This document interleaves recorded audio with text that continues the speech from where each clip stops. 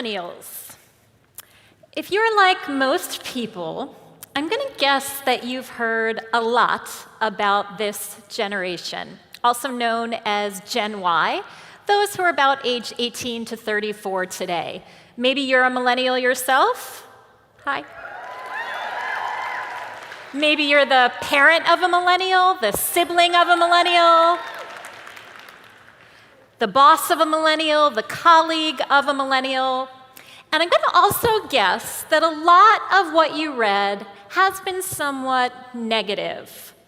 Raise your hand if you've read an article or seen a story or a blog post about millennials being entitled, narcissistic, lazy, living in their parents' basements, expecting trophies for participation. So much of what we read about millennials is negative. Now, this is nothing new, right? Gen Xers like me and many of you, we were called the slackers. Baby boomers were called the hippies, the original me generation. Take a look at this quotation. I see no hope for the future of our people if they are dependent on the frivolous youth of today. What do you think, 1950s, 30s? Civil War era? Revolutionary times? So this is from the 8th century BC. We have literally been shaming our young people for all of human history.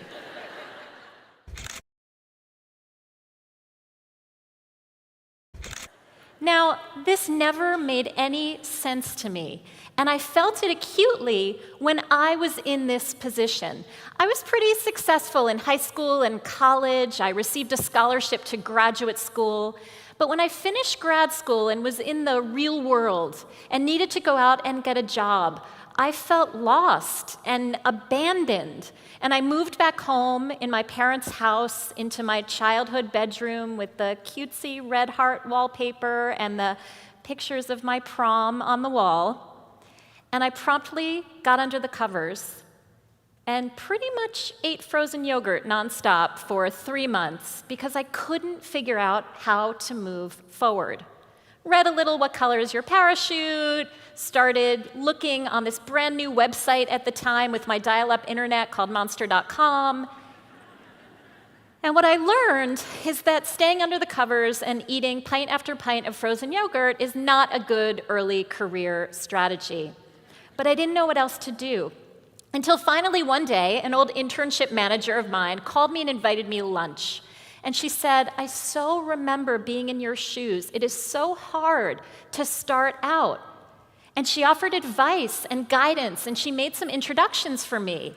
And that led to an opportunity, a job offer, from a website that helped people launch their careers.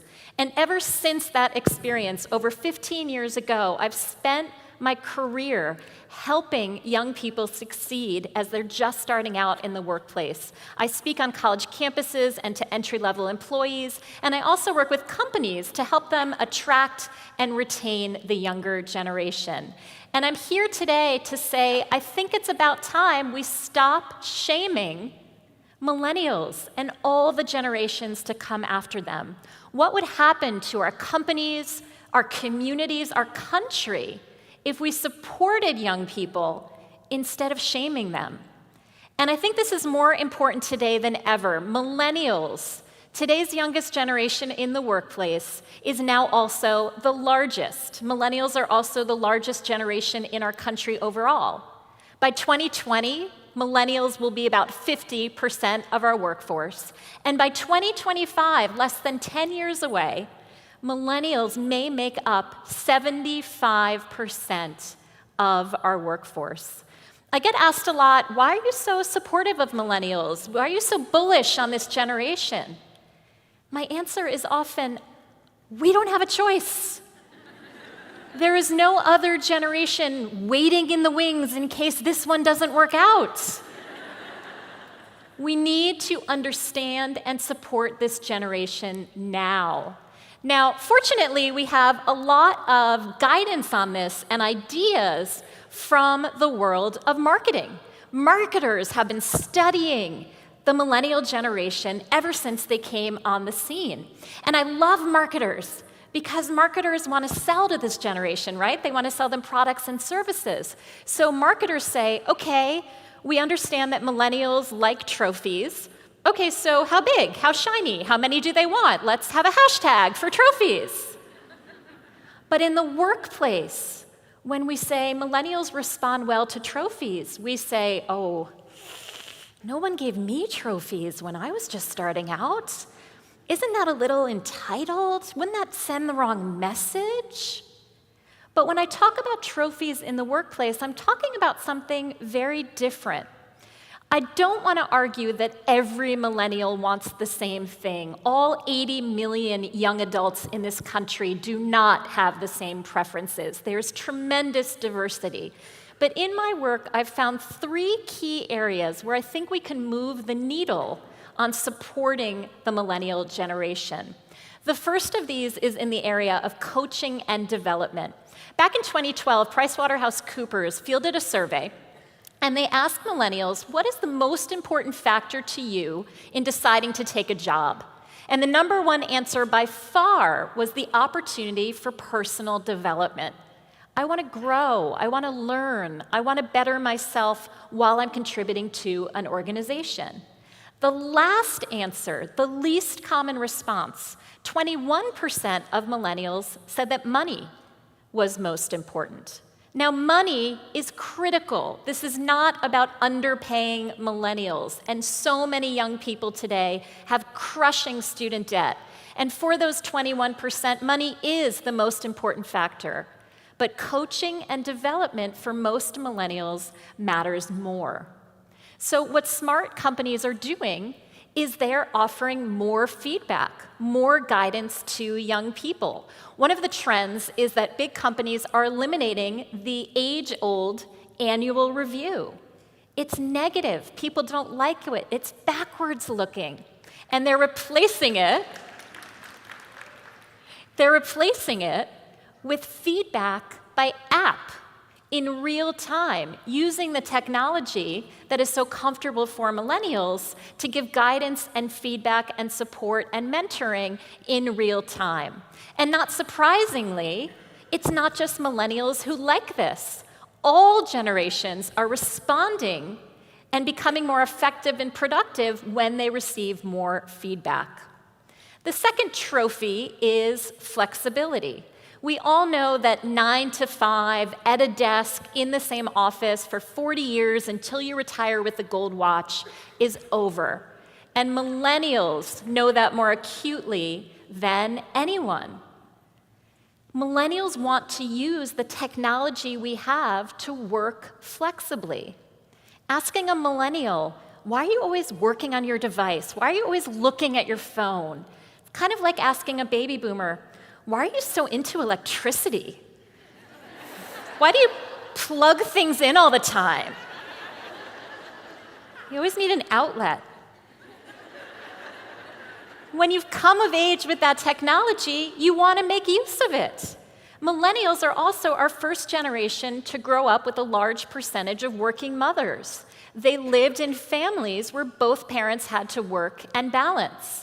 Millennials also have seen many of their parents or their friends' parents or their neighbors lose their jobs in the Great Recession after sacrificing so much family time to build their careers and build their nest egg.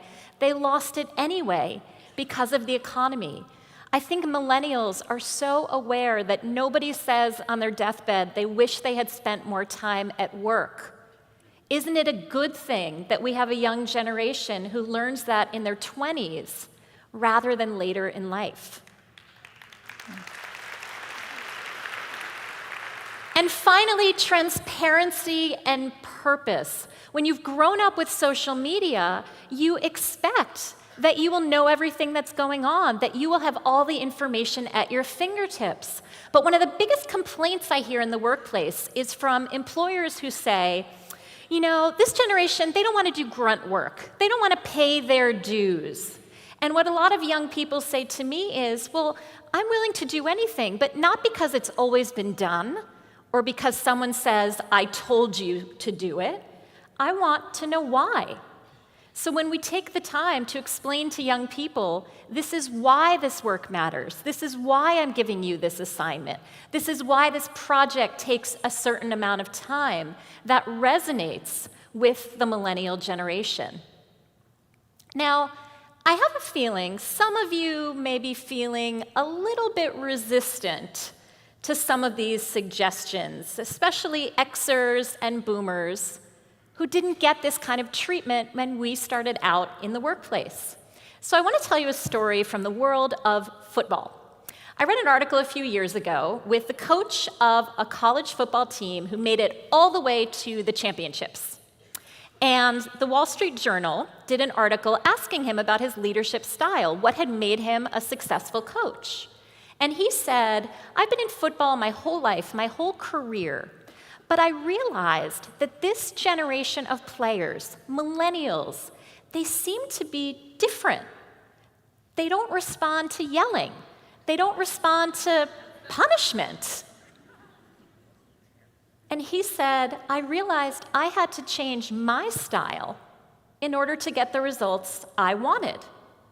He said the fundamentals did not change. The hard work, the stamina, the physical drills, the weightlifting, the importance of being on time, of being an ethical player, a good sport, that never changed.